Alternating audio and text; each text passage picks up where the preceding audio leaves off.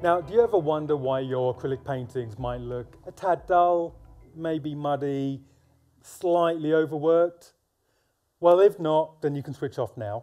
However, if you're still there and would like to produce rich, luminous, luscious acrylic paintings, then keep watching.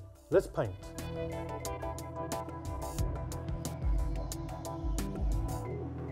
Okay, for this exercise, I'm going to attempt a portrait. This is actually a photo a friend of mine, Leslie, took on her travels to India, and I just thought this guy had such an interesting face, it was worth doing a portrait from.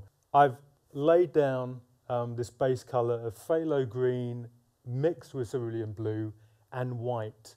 White is always included really to soften the tone of a dark shade. I've got a 1-inch flat that I'm going to be doing the outline with, and again it's really just to give me an idea where everything's going to go.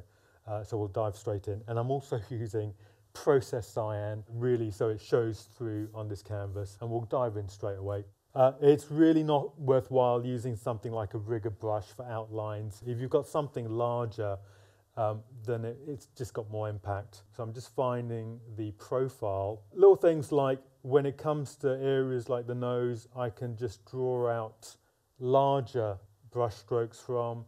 And again, with eyes, don't want to do fiddly stuff, so we'll go in with blocky marks. That way I get the shape rather than little lines dictating where the eye is going to go. Like I say, at this stage where I'm coming to this image quite cold, if you like, I need to acclimatise to the scene. So again, just getting some rough lines really to give me an idea where I want to go with this. And we've got the chin there. So it again helps to step back to qualify the proportions, see if things are roughly where they should be. Again, I don't want to worry about things like little wrinkles particularly, otherwise I'll be just looking at too much information. I'm trying to be very generalised about the marks I'm going to use. So really the important thing is where the eyes are going to go, nose, the main features really, and the forehead. And hopefully the space is utilised in terms of the canvas shape and the composition. And I'll get a rough idea where the ear is. It's almost going to go off the page, which is fine because this is the centre of attention really, and we'll just drag some marks there. And that's pretty much it in terms of the initial sketch of where things should go. Again, the processed magenta is quite rich and it will clarify really against the blue base. Okay, so this is my favourite stage. Lots of paint, big brush, slap colour on. This stage should be chaotic. It's all about really letting go, letting the paint do the work, and you just sit back and enjoy the gradations of colour that come through. Again, big brushes mean you can load lots more paint. It saves fiddling around with lots of small or medium-sized brushes. So for the flesh tones, I'm looking for interesting browns. So I've got cadmium red, burnt sienna, I've got some purple, which is deep violet actually, and some processed magenta. Again, it's a cacophony of different shades of browns and reds, all mixed together. I don't try over mixing too much because I want the canvas really to have some drag as the paint's moving around it. Okay, so once these colours are mixed up, I've just dipped into a little bit of cadmium yellow as well. I mean, that is what it's all about, luscious quantities of paint. And we'll start with the forehead and literally just go all the way down. So, okay, it's stopped there, which means I haven't been as assertive as I should be with paint. So again, scoop up tons more. By the way, it's always a good idea to put lots of paint out rather than little quantities, because again, you'll be stopping and starting, loading up your brush as you go. So again, masses of colour, drag confidently applied brush strokes over these areas. I don't want it to be too red, so a bit more purple, yellow ochre, just so it varies a shade. And I'm literally just using the outline as a guide. If I go over some of the lines, I'm quite happy to do that. And again, drag very interesting, hopefully, and assertive marks down. So where the ear is, again, drag large quantities of paint over these areas. lots of interesting drags of colour. I'm aware things start to go a bit too similar, so we'll just introduce some sap green, really to break up colours so there's other interesting elements coming through. I've just obliterated the eye socket, again, because I'm more prone to looking at interesting colour at this stage. I like some of the purples and greens that are mixing, so we'll get more green in. I don't want to spoil too much of these initial strokes because that's where the magic of colour mixing comes in, and you don't want to overstress the paint. And really, that's the flesh kind of instilled in next to no time. And some of these applications won't even be played with, as they'll be the finished layers of paint. Where the hair is, I'm just going to apply some colours, just going to darken the eye socket up a little bit more with some purple. Again, don't clean the brushes because all these colours are extremely valuable. And where the hair is, going to go in with some blue, yellow ochre, again, large draggy marks. The red will start to seep through, but as long as I use more yellow ochre and cerulean blue, it will hopefully dominate the reds. And again, some colour for the top of the hair there. More yellow ochre. Get some green in. As I've used the sap green before, that can start to emanate through. Again, not concerned at all about the drawing really. I'm just looking for these luscious marks. Where his top is, we'll go for more yellow ochre because it's more yellowy and it's quite light as well. And again, interesting marks. I want some of the base colour to come through because it's a lot more interesting.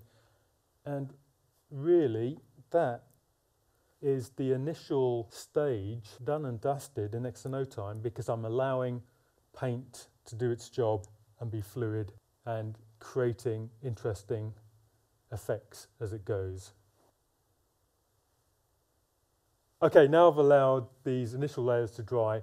I'm just going to go in and just brighten up a couple of areas, especially with a portrait because there's smaller features to work with. So I've just got to go in and just pick out, like I say, a couple of areas which I want to highlight for the finished painting. So again, I'm looking for warm browns really. I've got burnt sienna, cadmium red, some yellow ochre and some cadmium yellow. And really it's just about pinpointing, just touch too much yellow, pinpointing a couple of shots of colour here and there before I dive in with the really strong, potent light shades. Just under the eye. The eye itself is quite a tricky area to work with, so it's probably the area that I'm most concentrated. And again, to start off with, I'm just locating some soft colour just here and there before the ultimate kind of definition comes in. I might even leave a lot of what I've done there just to give more intrigue. And again, just lighten up around these areas. It's really a question of one or two marks really, and trying to find the right location for them. Extremely tricky to do that consistently, and obviously practice makes perfect. So I can move away from here now and again just locate a couple of areas. There's a couple of lines on this guy's forehead which I'm just going to apply. Again, this makes me look in more detail at the scene I'm painting, so I'm just accumulating mentally more information as I go. Okay, so working just on the nose, I just need to soften down tonally around this area. One of the issues about acrylics generally is that as the paint settles down, tonally it goes a little bit darker, so you might have to go in just to locate a couple of softer shades here and there. The other idea I had when I started out really was that painting should take forever. Nowadays it's completely opposite, because there's a purity and a spontaneity to the initial marks you make which you really can't replicate if you're so concerned about line work. So I'm aware when line work needs to be utilised and when painterly effects need to be employed, and it's always at the start of a painting where you can be extremely flexible with paint, and later on when you can just sharpen up. It seems to make sense that way, because by then you would have accumulated a lot of information mentally, and then you can, like I say, pick and choose what you do. Okay, so I've softened up the flesh. Just going to lighten where the stubble or beard and where the hair is, just again to give it a couple of other softer dimensions. So around here, it's a 1.5 inch brush I'm using, and you do find with portraits, when you come to replicating hair, there's a tendency to do little marks, but I'm going to avoid that temptation and still keep it fairly blocky, if you like. I can still employ refined work later on. That's what I'm kind of gauging how much I need to do of that later on. And at this stage, like I say, it's really about finding a few marks just here and there to make it interesting. Okay, we'll go into the hair a little bit more. I'm laying in this yellow ochre and cerulean blue and green mix, really so when the light highlights go in, they've got something to contrast against. I'm going to do something in the background, but it's all very pale tints, and that will literally be done in one go. Okay, I'm just going to go down a brush size to a 1 inch.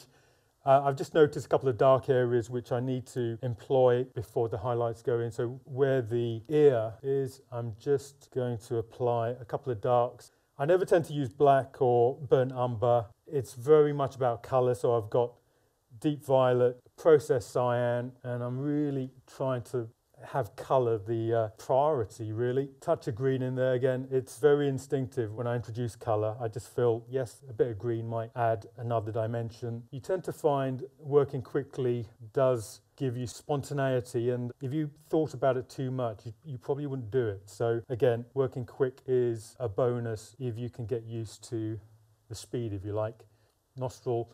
So where the eye is, like I said, I don't want to do too much in this area. I just want to make sure the scale is right. So just put a bit of dark purple there. This is, like I say, the most concentrated area of detail.